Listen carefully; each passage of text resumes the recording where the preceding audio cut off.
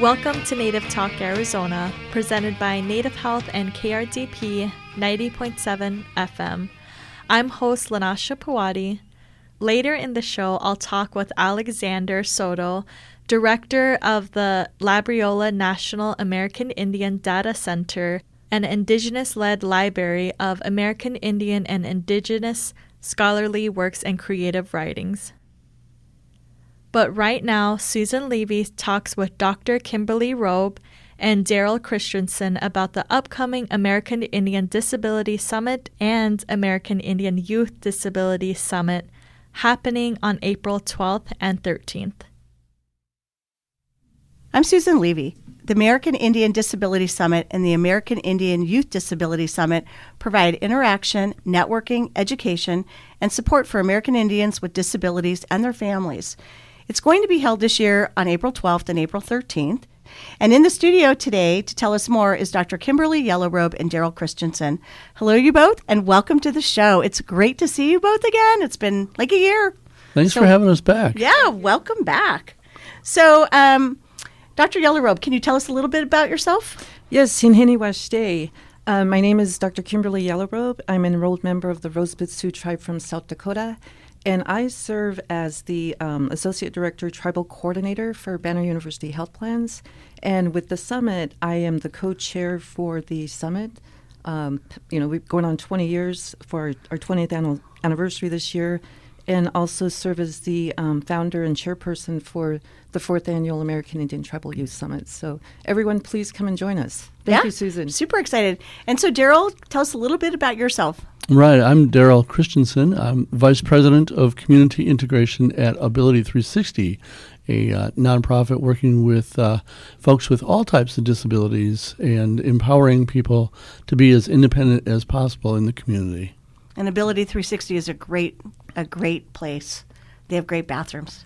That's one of the things whenever I tell people they're going to Ability 360, check out the bathrooms. Nice. All right. So please tell us a little bit about the American Indian Disability Summit, like what it is, where it is, when it is. Right. So this year we're going to celebrate our 20th anniversary of the American Indian Disability Summit, and it's really bringing people together to share resources, information, stories, and be of support to one another, primarily for folks with disabilities to really interact with one another wherever they're living. And it's a great event, not only in person, but we also will be live streaming sessions, and we'll be videotaping for posting online. So whether you're in person and joining us or virtually, it's really an exciting time to bring folks together, and has a long tradition and history of 20 years. And Kimberly, you want to share about the foundation of it? Oh, yeah. It's really exciting to have Native Health, lending their support from that first summit. And prior to the first summit, we had a traditional tribal talking circle with our founder, Jimmy Warren, facilitating that talking circle. And we also had your then director, Marcus Harrison, supporting this event. So we do have a recognition where we have a leadership award, Marcus Harrison Leadership Award. And this year there'll be a scholarship attached to that award. So we want to definitely encourage folks to navigate themselves through the website and, get information. But the talking circle brought out a lot of different challenges, barriers, and concerns with our urban folks living with disabilities, as well as folks coming in from the reservation with lack of services and, facing all these challenges every day. So we decided what we were going to do with the talking circle was to host a summit. And we thought it would be the only summit, the first summit, and we didn't think we were going to last 20 years. We wanted to make it viable. So we held our first summit down at the Burton Bar, and they gave us the space for free. And back then we had a sponsor for our lunch. So we had about 140 people at the Burton Bar, and it was filled to capacity, so it made us realize, as a planning committee, that this can be a viable event, and having our 20th summit April 12th is showing that this event is going to go on for quite a while now. This year it's at Desert Willow too, right? Yes, that's So our go-to place. that's a big venue. So that means you're expecting a lot of people. We are. We usually have a great sellout capacity. And what's great is not only in person, but now over the last 4 or 5 years with COVID and Zoom, we can really tap into people and share this resource, nationally or internationally. And I believe a year or two ago, we had representation from about 35 or 36 different states throughout the country. Oh, wow. Right. And it's just really exciting as the planning committee to know that our message is getting out there to, folks across the country, literally. And it's not just the in-person experience, but also online as well. I tell people that, 5 years ago, if you said the word Zoom, you probably thought it was a Marvel comic book or something, but now Zoom means something different, and it's bringing people together. And that's really the key, though, Susan, is bringing people together, people with disabilities, family members, support staff, resources, and really sharing common experiences of having a disability. And this year's theme is about employment. And, it's really an important piece of integration in the community for folks, those of us with disabilities. There's a high unemployment rate among Native Americans and people with disabilities, which really compounds the issues. But there's a lot of resources available, and that's where we really want to connect people, because once a person has a job then they can have financial independence. And independence in the community as someone with a disability is so integral.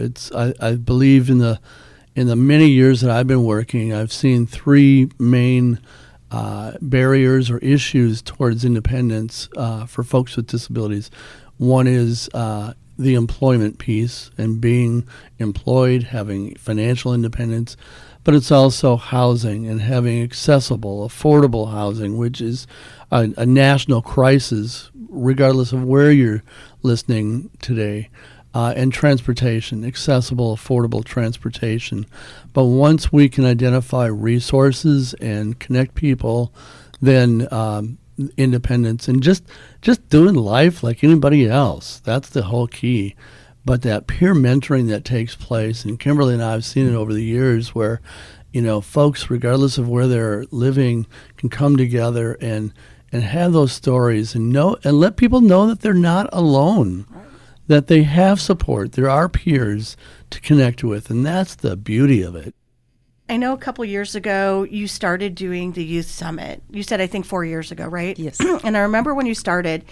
So what's a youth? I mean, so if somebody has a child that's been diagnosed or there's some type of disability, would they be able, either the parent, to attend that or get information? I mean, do you have resources for families with young children? Yes. I know that wasn't one of the questions, but yeah, I did want to ask that. It's really great. And also it's from a parent's perspective. I have parents that are on board with adult children, disabled adult children, and though they may be past the age of 21 or 18, the parents is still deciding for them. So I really like to leave that on the parent to, what choices they need to make. When I'm speaking with the parents, because that's a question I get all the time with the Youth Summit, can my disabled adult child participate? Yes, indeed. Please do. And we do have resources on board with our planning committee. Our theme this year is Strength in Numbers, the celebration of Indigenous youth resilience. We do have University of Arizona on board, the USED program. We have Raising Special Kids on board, the director there that does the tribal outreach. We have DES, DDD on board to provide those resources for individuals seeking them. We also have our youth ambassador from Gila River Indian Community that will be speaking on a panel. So we have a lot of different folks here representing different organizations that can assist individuals through different walks of life. Our agenda for the day, again, is going to be focused on the youth resilience. And part of that resiliency that we want to expose our young people to is policy and advocacy. And making changes in policy today can help our young people tomorrow. Like Sitting Bull said, let's come together and see how we can prepare our youth for tomorrow. So with our summit, I do have some folks from Cornell University that'll be sharing how to make policy changes. And it can be something as simple as starting at school, asking for an extra 10 minutes, recess time, or using your youth councils effectively to make those policies. We also will have a speaker from the Secretary of State's office presenting information on voting and youth with disabilities sharing information. One of our highlights with our speakers is going to be Ms. Joy Henry. She's with the Intertribal Disability Advocacy Council, which is hosted under the American Indian Disability Law Center out of Farmington, New Mexico. So Joy's going to come and share with us her peer support services and lived experience that she had when she was doing undergraduate work at NAU. So we have a full agenda, really exciting information that folks can chime in on Saturday morning, April 13th from 10 to 4. And we really do hope that you join us. Bring your parents, your elders, and there's a lot of information that we're going to present this year. So it's a virtual event only, so you don't even have Saturday will be virtual. Okay. If people want to attend Friday and Saturday, can they? So if they wanted to, let's say, attend Friday in person and then they could do Saturday virtually, that's okay? Right. Yes. Absolutely. Okay, so they can do whatever they want?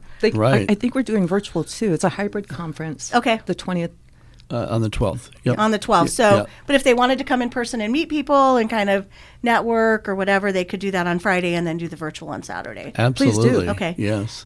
I'm going to ask each of you because I think you probably have different answers. Darrel, what is your favorite success story or memory from previous summits? Wow, great questions, Susan. There's so many. I think just the atmosphere. There's no one particular interaction. I think it's year to year is different, but it's all the same, and that's where it's really bringing people together, and it's having some sense of hope and optimism for the future, because I think there's a lot of folks with disabilities that are feeling very isolated in their homes and in their communities, and this really helps them to kind of stretch themselves and look outside themselves, in a sense, to the possibilities that they might not have seen before they attended. And I'm sure they do. I know the conference is amazing, and I've been to it, and the feedback is just incredible, and people really find it very helpful. A lot of resources and networking, and just that they're not alone and isolated. Yes. And possibilities. Okay, and Dr. Robe, what's your very favorite success story or memory? Every year we have a conference as a success. And I like to think that with the summits, we create community. And when we were disrupted by the COVID and not having that sense of community and being in person and coming together and having a morning coffee and an afternoon meal and coming together, as a community, it's brought back together. So when we were able to bring our forum in person, a lot of people missed a lot of people. Yeah. And unfortunately during that break that we had, with in person, we lost a lot of people too. So the COVID really brought some changes, and the summit has strengthened our community, and it shares with individuals with disabilities that they're not alone. And you can see people when you come to the summit itself, everybody appreciates each other. There's a lot of hugs, a lot of sharing, a lot of connections going on. So really looking forward to folks that are coming to the event. And I want to say safe travels to our folks that are traveling from out of state, because I know you'll be coming, and we look forward to seeing you. That's awesome.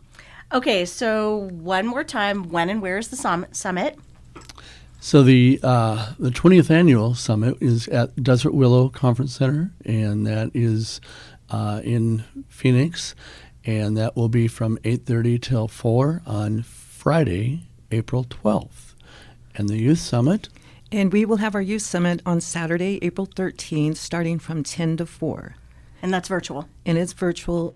And finally, how can our listeners find more information about the 20th Annual American Indian Disability Summit and the American Indian Youth Disability Summit, and how can they contact you? folks can go to either Ability 360 and then search for American Indian Disability Summit, or they can just Google American Indian Disability Summit or American Indian Youth Summit. And so either way, with a Google search, they'll be able to find it, registration, and we're looking forward to seeing people. And I know you've already gotten registration, and I know it fills up every year. It does. And you won't get seats unless you do it quick. So that would be my call to action. I've been there. It's an amazing, amazing summit. So congratulations to you both on another. I'm sure it's going to be very successful. Thanks for having us, Susan. You. Thank you, Native Talk Arizona. Coming up, I'll talk with Alexander Soto, director of the Labriola Center at ASU. Support for KRDP 90.7 FM comes in part from Native Health, with 2 locations in Phoenix, 4041 North Central Avenue, Building C, near the corner of Central Avenue and Indian School Road, and at 2423 West Dunlap Avenue. Native Health is also located in Mesa at 777 West Southern Avenue, near the corner of Southern Avenue and Extension Road. Native Health provides primary medical, dental, behavioral health, WIC, and wellness services for the urban Native American community. For more information, call 602-279-5262 or visit our webpage at nativehealthphoenix.org.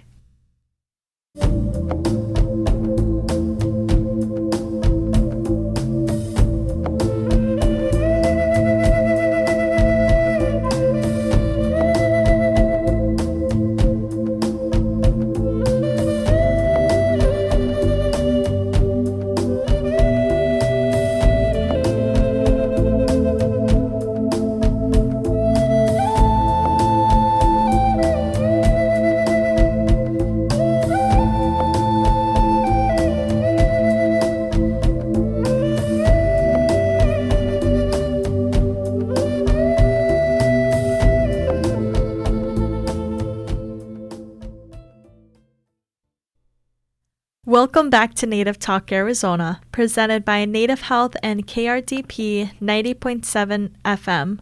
I'm host Lanasha Puwadi. The Labriola National American Indian Data Center is a Indigenous-led library center where students and community members can celebrate and critically engage with American Indian and Indigenous scholarly works and creative writing. On the phone is Alexander Soto, director of the Labriola National American Indian Data Center at ASU. Hello, Alex, and welcome to our show. Hello, Swikdash. Good day, everyone. And before we get started, can you tell us about your Indigenous background and your journey with the Labriola National American Indian Data Center? Yes, I'll just introduce myself and awesome. So, Skookserdik, Ani Anap Chugi, Alex Soto, Ani Anap Amjik, Awasik, Thonoatham Amjik. My name is Alex Soto. I'm originally from the Thonoatham Nation, from the community of Cells. The Thonoatham Nation is the second largest federally recognized tribe in the United States, and I currently live here in Phoenix, Arizona. I'm the director, as mentioned, of the Labriola Center for short, but basically we're a native library within ASU, Arizona State University. And can you give us an overview of what the Labriola Center is? It's essentially a Native American library or Indigenous library, depending on what term you prefer. But our focus is within the context of initially or first, students at ASU to have resources, library resources for their scholarship, for their research work, and then secondly to provide a space for them to be able to access that or just hang out and also just experience all the things that you would experience in the library. On the other side of it also is sharing that, everything I mentioned a second ago, to community. So community members, whether you're a student or not, or someone visiting, knows that there's a native library within at least the Phoenix area and really Arizona that has this type of service and support to, of course, first and foremost, provide access to Indigenous information, whether that's in books, typically, in a library format, it would be books, or archives as well, And then from there, depending on the need, also access to research information such as our articles and other things that might be online that might be more difficult for community or even students to find just because of how it's curated within databases. But yeah, that's the service that we provide as far as our research. Beyond that, we do have a lot of awesome programming that really speaks to Native American or American Indian experiences within the context of the U.S., but also, beyond. A lot of times we have folks outside the U.S. come by on campus tours, and, depending on part of the world they stem from. And so, yeah, it's a community space, right, to be able to engage who we are as Native people, not just in the past. Of course, we honor who we are traditionally speaking, but also, we're also in a contemporary setting, and we do have different things that we've all embraced in the modern world, but how do we balance it out with our tribal roots and, just more or less our teachings from back home? Oh, wow, that's amazing. It sounds like it's a great resource. Where is it located at ASU? Is it only offered at the Tempe campus? Actually, we have two locations, but the initial location, and which also is revolves around our grand opening, which I can share later in the interview, is on the Tempe campus within the largest library within Arizona State University Library, or ASU Library for short, the Hayden Library. It's a 4-floor facility. Actually has some lower levels too, so it's probably more like 6 floors. But we're on the second floor of this big, massive library in the middle of campus. And so I can share more of the details of that in a moment with the grand opening. But as far as our second location, we're also located on the West Campus at the Fletcher Library, which is in the heart of the main West Campus out there in the Glendale area and 43rd Avenue and Thunderbird. And so we have a second location there that's primarily used for archives and our, stewarding some of our collections that have to be a little more layers of access because, they're rare and distinctive, but also can be assessed or accessed at Tempe. It's just a matter of, requesting it to go from point A to point B. But back to Tempe, though, it is, it's all of the above, but also it's more focused with our community engagement and everything I mentioned a moment ago. And what services and programs are available through Labriola? The main service, you will say, is just providing Indigenous perspectives around research. As Native people, it's difficult at times, or depending on what your where you're at and resources around you, to find information either by Native people or at least from non-natives to at least attempt or do their best to provide context to our history and culture. And I think as Native people, we all know who we are can at times be misconstrued or misframed or, just outright racist, in terms of how our history, is viewed within the larger dominant society. And so to have Indigenous librarians like myself, because technically I'm also a librarian, I'm also director, and my other librarian, Vaina Begay, who's Dene, or Navajo She's, both of us are able to just go for that information and to identify what is of authority and what is culturally relevant and applies to, the students' research.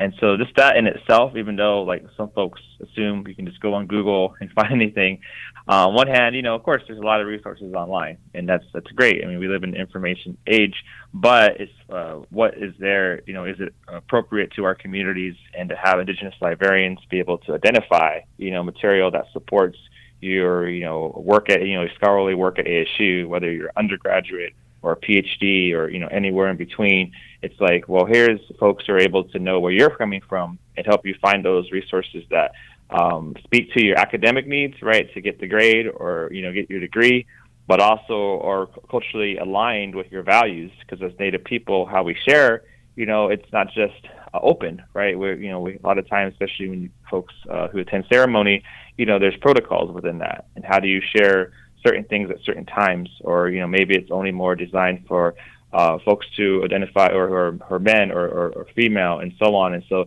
all those things we try our best to balance out, because as we know as Native people, they're there for a reason to, ensure that balance as far as our tribes and our communities. But also, too, we don't want that information out in the open world, because non-natives can misconstrue that.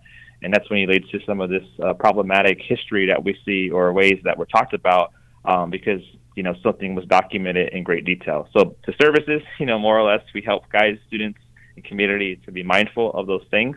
And it just depends on where they're at. Sometimes it could be as simple as having a 30-minute conversation, or other times it could be an extensive process, working with a PhD student, and also providing those books, right, that are there, that are something they can walk away with and be like, hey, here's another Native person who had a similar journey, and this is what they did in their community, so how are we able to then apply that in our home communities here? So all that is a process, and not to be rude to my non-Native librarian colleagues, even at public libraries, that's difficult to share to a non-Native. So if you go to a desk, say at a public library, and shared a lot of what I shared, they may or may not understand that. And I think that's the other part of our service, is that there's people who look like you helping you, because our staff, I didn't mention this earlier, there's 4 of us, as far as there's 2 librarians, myself and Bina Begay. We have a program team, and Elizabeth Largo Anderson and Eric Carty. They're also Dene. And then I have a grant team. As of now, 2 of those positions are filled out of 3. And so there's 6 full-time positions at ASU who are Native in the library providing this type of support, and along with 12 student workers from various tribal nations. And so that's 18 Indians in the library. And so within that service really speaks to it, because then we're able to meet you where you're at. So there's that. And last thing, of course, is all the programming I mentioned earlier. And that's just a matter of consultation, collaboration, and going from there. Oh, wow. That's amazing. It sounds like the Labriola team is definitely growing. And Alex, would you classify Labriola as a national model for Indigenous-led library services? I will say that in the context of off-reservation libraries, such as like a university like ASU, or even like a public library in Phoenix, yes, we are the model. That said, and to be clear, our home communities all have tribal libraries, right? And I want to also underline that, they're a resource for all our areas, whether you're Navajo or O'odham or from Gila River or Hopi, there's awesome tribal libraries there.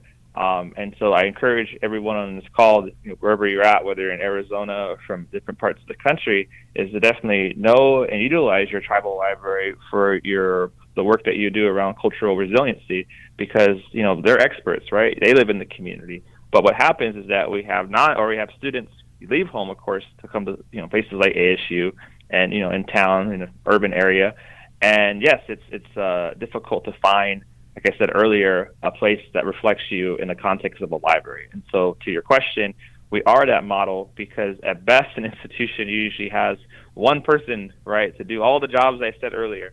And that's a lot of work. And I only know that because when I initially was in this role, it was just me. And through my time as director, I've been able to grow my staff to get permanent support of staff, and also buy-in and support from the university, and also, of course, community, working with tribal nations and different departments and around here in Arizona. We're really showing that when Native people are not just hired, but they're also supported and placed in positions of leadership, and then also able to get some more staff and support like that, we can be a model. And so to that point, we're the one and only, as was said at our grand opening, Indigenous-led library at a research university like ASU of that size. And so, we are that example, and I definitely feel we can, share, or what we're doing is from the context of Arizona, in Phoenix, right? This might look different if you're back east or the Northwest, and doesn't mean everything I said doesn't apply. It just means that within those areas, it's up to the community to decide and dictate what their library needs to be. And I think at Arizona State University, with the amount of Native students we have roughly over 4,000 Native students at ASU. We have 70 plus faculty at ASU, and a lot of awesome programs. So it's not just us, we're not the only Natives there, but to have a library is very unique. And so a lot of places have student support for their students. A lot of places have recruitment, right? They get them to the res or off the res to the university. Once they're at the university, you give them some lifelines to, not fail and drop out. And that's good, but also libraries can help build that retention, right, or help that success because of all the things I mentioned so far in this interview. And so I think we're definitely a valuable resource within that, and I hope that, we're able to share that to other models throughout the country. So if a community member wanted to visit the Labriola Center, is there a pre-requirement they have to do, like pre-register or make an appointment before visiting the center? We're open to all. So, for example, there's no need to place an appointment if you're just wanting to come in and check it out. And more or less, like, if you need a space somewhere in Phoenix, the Phoenix Metro, or if you're visiting here, you just need a quiet place or a place to even have a small meeting. There's no anything other than to say if it's a large group or something, that's big. Obviously, my staff's and we appreciate this, email, and we do have an appointment form, things that are all on the website. Just let us know. And so we do often get a lot of community requests to people who just want to come by, right, and just check it out. And so, of course, we're open to provide more of a personalized tour. And so I'm very happy to see and, know that community can use our resource, because within our facilities, we do have our main enclosed area, but we have access to the whole library as a resource. And so we have a pretty large room, like conference style, like a medium-sized conference size, like a big room. It can hold about 100 folks. And so we often get requested to want to use that space. And then while there, since literally right around the corner is our enclosed center, the folks are able to see everything I mentioned in this interview, to say, hey, this is a resource for, our community to use the books and use everything I mentioned with research. And so, yeah, there's a lot of physical space that's accessible to community. It's just a matter of, emailing us, letting us know what's going on, and, of course, working with dates and those type of things. And that's where my program team comes in. They're able to streamline all that for community to make it very accessible. Alex, can you expand on your mission and each of the pillars and how it intertwines with your program? So for being that we're Indigenous-led and being that we're all Indigenous people, right, in this space, our mission is that we're seeking to collaborate, or as a Native, library, led by our Native staff, we're seeking to collaborate and proactively meet the needs of our students, faculty, and tribes, regional tribes, or beyond. And within that mission, we do that by providing the space and place that I've been mentioning throughout, to have a culturally safe area for community, for students. Secondly, is to provide the research services I mentioned, so students are able, and community are able to navigate the complex layers of just finding information in 2024. And then, of course, curating, preserving, and facilitating access to that information, of the books, which can be our stories, as far as our contemporary stories, or even traditional, depending on what was recorded, our scholarly work, and, of course, our poems and art and music, so that's one thing, another part of the mission. Secondly, is just our programming, like I mentioned. We develop and we implement programs that really center who we are and our ways of knowing and our lived experiences, because as Native people, we are a vast spectrum of indigeneity, whether that's from cultural perspectives, being more traditional, or contemporary, which I can speak to later with the programs we've done. And then within that, this is more on the library side, is how we steward these materials, so we do it in a good way. Because sometimes, or historically, a lot of stuff has been sent to universities that should never have been gone or sent in the first place. And so Vina McGay, mainly, and myself have been working through a process internally to repatriate, maybe things that should belong back to their home community. And lastly, it's because we're guided by those protocols, right, to do this work. And ultimately, it's to empower our people, right, for information, and to show that libraries can be a space for, resiliency, to support, our research, our scholarship, how we express ourselves, and how do we memory keep and archive, and just the overall community learning.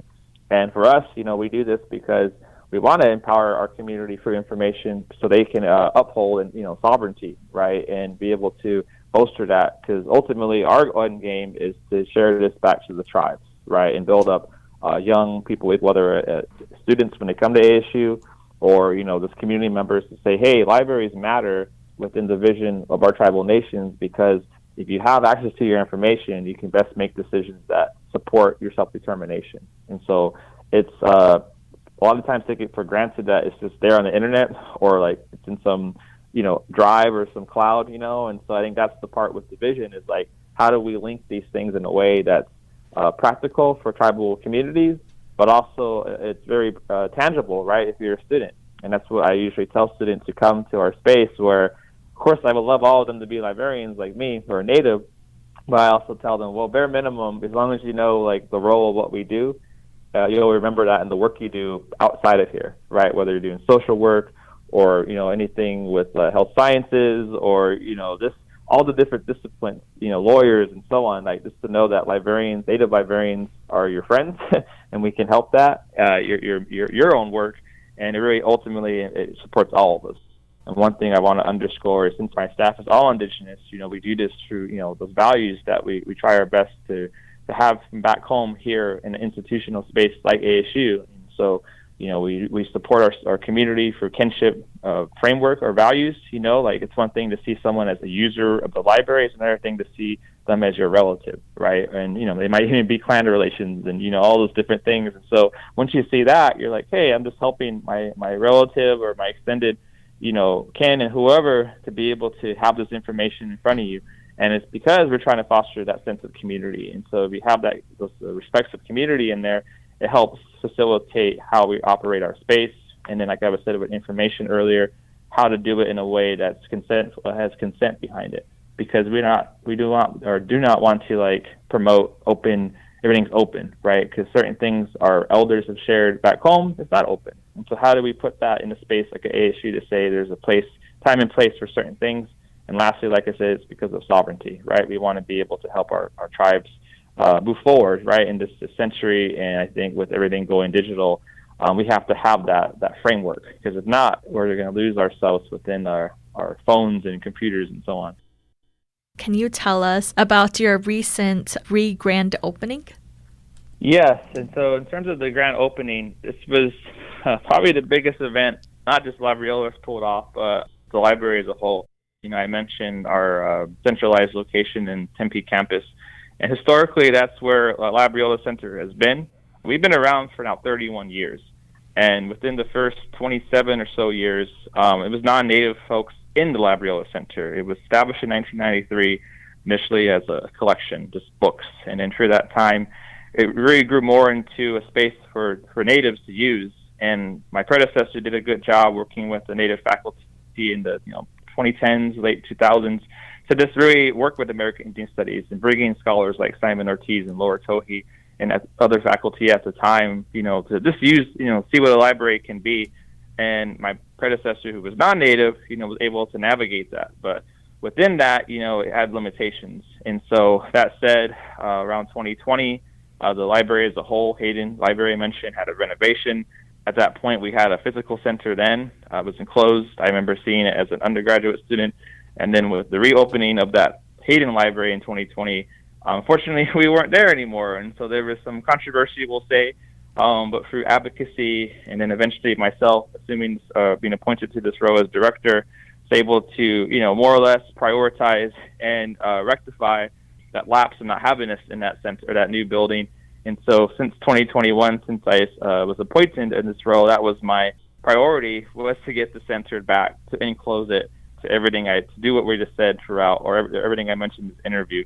And so it was a process to get here, right? Because we always kind of joke, but don't joke at my staff around. This is kind of like the history of natives, right? Like, we have something and it gets taken away, and then we got to fight for it. And so finally, after 2 years of just working with the library administration and just the university administration, we're able to get this awesome 6,000 square feet space reestablished, innovated in a way that's not just a place of books, right? And not just a place that community doesn't see themselves in. And so we have a facility, state-of-the-art facility, has the latest technology in terms of Zoom capabilities in certain aspects of the floor, has 3 pretty large study group, meeting rooms that can hold up to 10 folks to, do their, studying or work groups and all that stuff, but also just, space to hang out.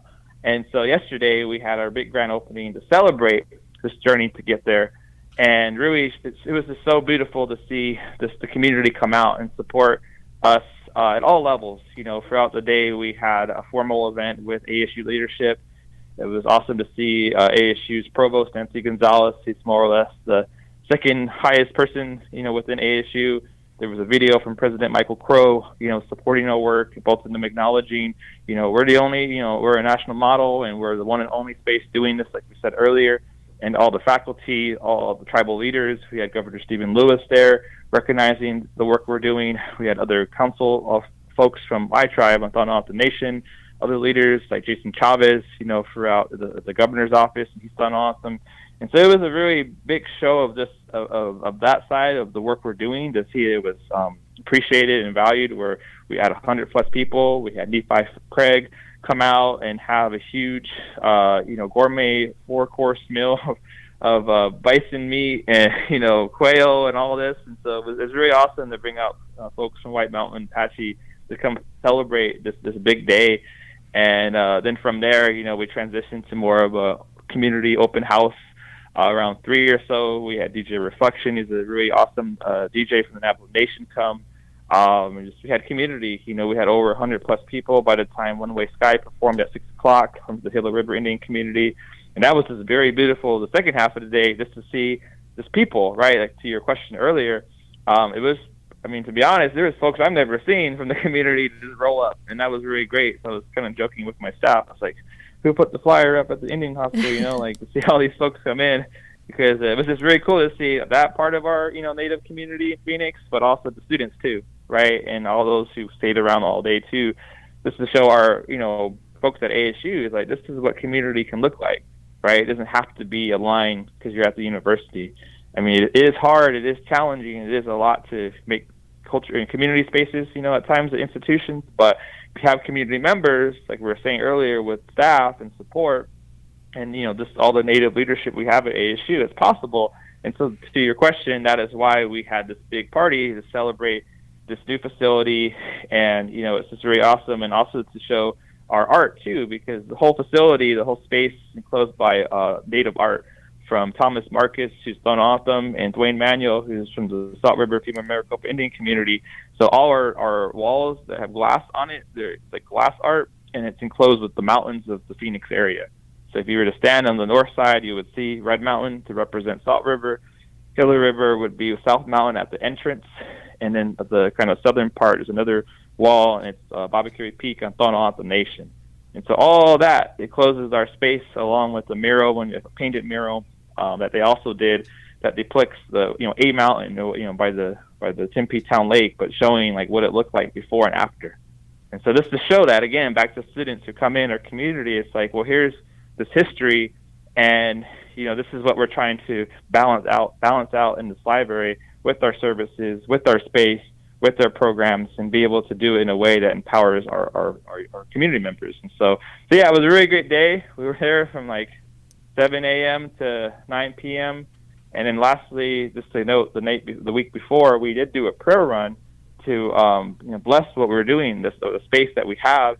And we ran from Red Mountain this past Saturday all the way down to the campus, and then all the way to South Mountain. And so that was a 32-mile run, relay style. And it was, again, awesome to see community at all levels, students, folks from Salt River, Pasquayaki, people in the community heard about it. We had a good gang of folks, about 25, 30 in total, that we got it done sunrise to sunset. And so within that, just having that intention that, everything I mentioned yesterday, was on the precursor. A lot of this is because it's rooted in our values, like I was saying earlier. And I felt the importance to do that as a runner, myself, my staff who runs, but to know that those cultural values, like, we can reclaim that. Like, we don't have to, only run on the res or only certain parts. We want to do it right, and we had support from the local awesome cultural leaders here. So it was really great to see, and I'm really happy that we were able to do that and had a good turnout yesterday. Oh, wow. That sounds amazing. It does sound like you had a great turnout. And kind of talking about the new space that you have, what kind of program and events do you have or are planning?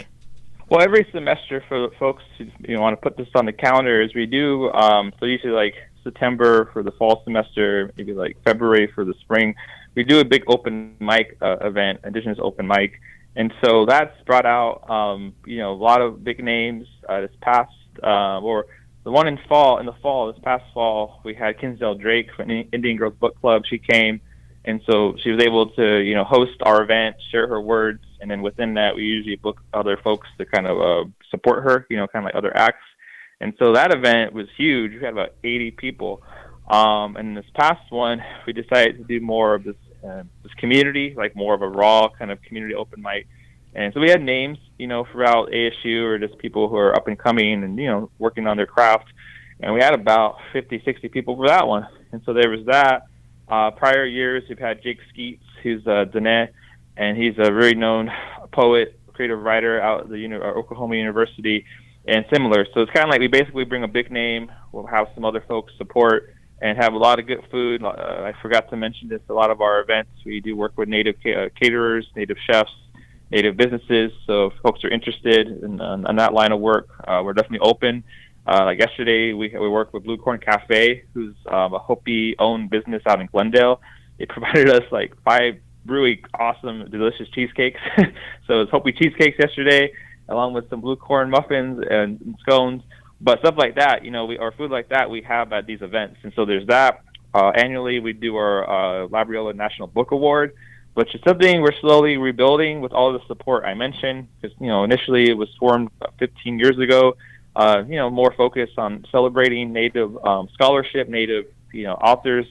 And it's been good. And so up to now, we definitely want to build on that so it can become more of a week experience, we'll say, not just like a day of book talk. But with that, it's books that are, usually nonfiction, that are focusing on issues or just intellectual work to just highlight, our scholars in our community.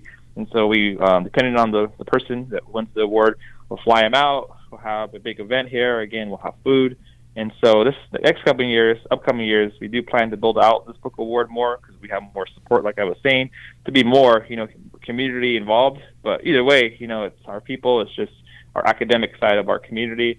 And then we also do, at the end of each semester, we do we call a lo-fi study sessions. So we bring out indigenous DJs or producers and beat makers to come, and they're able to just, set up their equipment, play music, and we usually do like a 5 p.m. to like a 10 p.m. thing, and just have it open for students to come and hang out, right, and do their work during finals week. And also this is an opportunity to decompress because, they're often stressed out kind of the end of the semester with all their deadlines and everything. And so that's the 3 signature events that we do. So be on the lookout for those. But like I was saying earlier, we always get hit up and have requests come in to just want to collaborate on various events. And one that I'll mention was like last February, we'd worked with some PhD students who were native from like the conference that they were here for, and hosted a res metal show in the middle of the Tempe campus. So like for those familiar with the campus, it's like the library's in the heart of the campus, along with like the MU. We had a huge metal show. There was like 150 natives, all walks of life, and 4 bands from like across Arizona, and they're just getting down to res metal, and it was all, it was great. People were moshing. It was a good time, all ages. No one got hurt. So things like that we're open to do on the creative side, and hip hop wise. At times we've had like b-boy breakdance like sessions, and by native DJs and b-boys, and of course they bring up their other friends who might be non-native, but just to show like the art, especially with hip hop or metal. It's just about the music, right? It's just about the culture, the art, the expression. And so all those things we've been able to do. Myself, I used to do music for some time, 15 years of my life, so I kind of come from that background. So just to bring in that element, it really lightens up or helps people connect, like why are we having a res metal band? It's a library, and it's like, well, what they're singing about speaks to these issues that can be found in these books that resonate to our young people.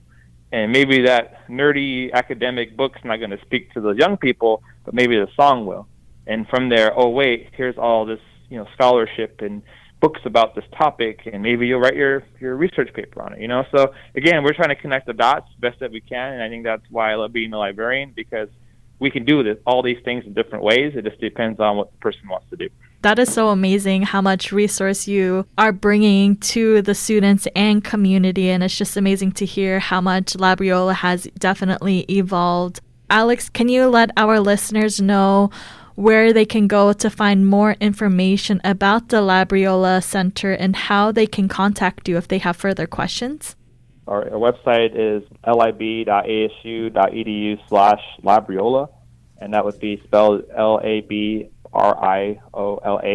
And so we have our own site, and for the most part, we have a lot of this information there. Second is that we have our Instagram and our Facebook. For our Instagram, it's just ASU Labriola, pretty short and sweet. And then for our Facebook, I want to say it's ASU Labriola. But we're on there. You can definitely find us there. Depending on the request, like we were saying earlier, we are open to work with community. And so if you go to the website in particular, or actually I think all of them, because they go to like the link tree, and the link tree or the website has the appointment request form. So So if you have any ideas, or if you just want to have a tour, or want to bring in your students, because we often get requests from high schools and middle schools to check out our space. And like I was saying earlier, we're all open to do that. We just have to get everything on the calendar, and so all that can be put into the form. And so yeah, that's mainly the main three ways. And then lastly, we do have an email, labriola@asu.edu. So that's a direct way that goes to all my staff, and then we'll get back to you in a timely manner. Perfect. I would like to thank you, Alex, for coming on air today to tell us about all of the amazing work you are doing at the Labriola Center and giving us a highlight of how your grand opening went. Thank you. I appreciate the opportunity. And if anybody can, come swing by. And Native Librarians rock. So thank you. Thank you for listening to Native Talk Arizona, supported by Native Health and KRDP 90.7 FM. Audio editing by Javier Quiroga, and the executive producer is Susan Levy. And I'm host Lanasha Puwadi. We hope you tune in again next week. If you have any questions, please email us at nativetalkaz@radiophoenix.org.